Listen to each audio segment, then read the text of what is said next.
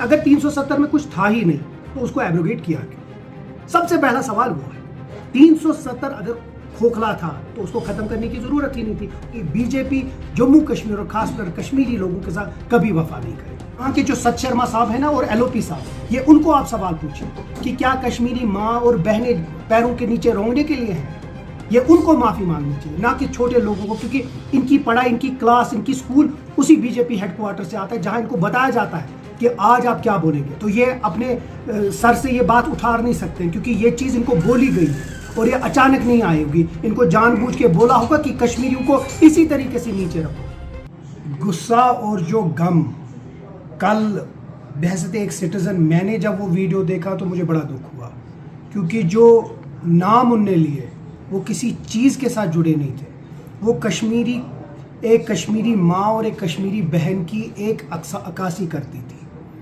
آزی اور فضی ایک فگریٹو نیمز ہو سکتے ہیں, لیکن جب آپ کشمیری سے پوچھیں گے تو ہر ایک کی ماں بہن کسی نہ تو کسی کا کوئی رشتہ دار اس نام سے ہوگا, کیونکہ کشمیری اپنا کلچر اس سے سمجھتا ہے, اپنی رسپیکٹ اپنا سارا اسی کے ساتھ دیتا ہے. لیکن جب ایک پولیٹیکل پارٹی جو نیشنل پولیٹیکل پارٹی, اس کے لوگ باہر جا کر اسی نام کو پیروں کے نیچے رونتے ہیں اور ایک مذاق بناتے ہیں, تو اس سے دو چیزیں آپ کو سمجھنی چاہیے. ایک کہ ان کے دلوں میں کشمیری لوگوں کے لیے کیا پیار ہے, وہ عیا ہو گیا کر.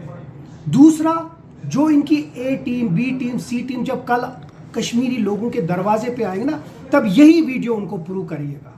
ہمارے میں لاکھ درجہ غلطیاں ہوں گی, لیکن کشمیری عوام اور کشمیری لوگوں کی عزت ہمیں سب سے زیادہ امپورٹنٹ ہے, باقی سب کچھ بعد میں آتا ہے. تو جہاں یہ آپ کہہ رہے ہیں کہ معافی, یہ معافی کی بات نہیں ہے. یہاں کے جو ست شرما صاحب ہیں نا اور ایل او پی صاحب, یہ ان کو آپ سوال پوچھیں کہ کیا کشمیری ماں اور بہنیں پیروں کے نیچے رونگنے کے لیے ہیں؟ یہ ان کو معافی مانگنی چاہیے, نہ کہ چھوٹے لوگوں کو, کیونکہ ان کی پڑھائی, ان کی کلاس, ان کی اسکول اسی B J P head quarter سے آتا ہے جہاں ان کو بتایا جاتا ہے کہ آج آپ کیا بولیں گے. تو یہ اپنے سر سے یہ بات اٹھا نہیں سکتے کیونکہ یہ چیز ان کو بولی گئی اور یہ اچانک نہیں آئی ہوگی. ان کو جان بوجھ کے بولا ہوگا کہ کشمیریوں کو اسی طریقے سے نیچے رکھو, اور جہاں ان کو معافی مانگنی ہوگی, ہر ایک جو اے ٹیم بی ٹیم ان کے ساتھ جڑی تھی, یہ ان کو بھی ایک سبق ہے کہ بی جے پی جموں کشمیر اور خاص کر کشمیری لوگوں کے ساتھ کبھی وفا نہیں کرے گی. جس طریقے سے کل کانسٹیٹیوشن کلب میں آرٹیکل 370 کو ایک سیمینار تھا, آپ کے ہی ایم پی نے رکھا تھا, وہاں پہ فارمر راج دولت صاحب, انہوں نے جو شیخ صاحب اور اندرا گاندھی کا ایکارڈ ہوا تھا اس کو لے کر باتیں کی کہ اسی ٹائم 370 ختم ہوا تھا, اس میں کچھ تھا ہی. دیکھیں, دولت صاحب ایک سینئر را آفیسر رہے ہیں, انٹیلیجنس کے ہیں, ایکسپیکٹ ان سے یہ کرتے ہیں کہ وہ بہت سچ بولیں گے, صحیح بات بولیں گے, لیکن وہ کبھی کبھی ایسی باتیں بولتے ہیں جو پھر 10 دن کے بعد واپس لیتے ہیں. ان نے مفتی صاحب کے بارے میں بھی بہت کچھ ایسی چیزیں بتائی تھیں, اور وہ بتائی جو ہم خود حیران ہو گئے جب انہوں نے مفتی صاحب کے بارے میں بولا, اور باقی چیزیں بھی. تو مجھے نہیں لگتا اس کے اوپر کوئی ٹپنی ہونی چاہیے. جہاں تک 370 کی بات ہے, اگر 370 میں کچھ تھا ہی نہیں تو اس کو ایبروگیٹ کیا کیوں؟ سب سے پہلا سوال وہ ہے.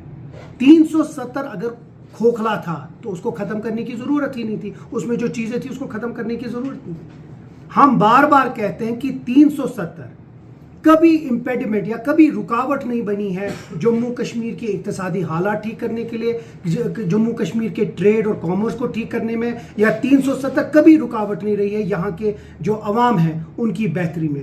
انفیکٹ جب سے 370 گیا ہے 2019 کے بعد, کوئی بھی ایسی ایک چیز بی جے پی یا کوئی بھی وہ جو لوگ اس میں ملوث تھے وہ یہ نہیں بول سکتے ہیں کہ یہاں کوئی بہتری آئی. الٹا یہ ہو گیا کہ جو جموں کشمیر لوگوں کے ہاتھ میں حقوق تھے ان حقوقوں کو ختم کر دیا ہے.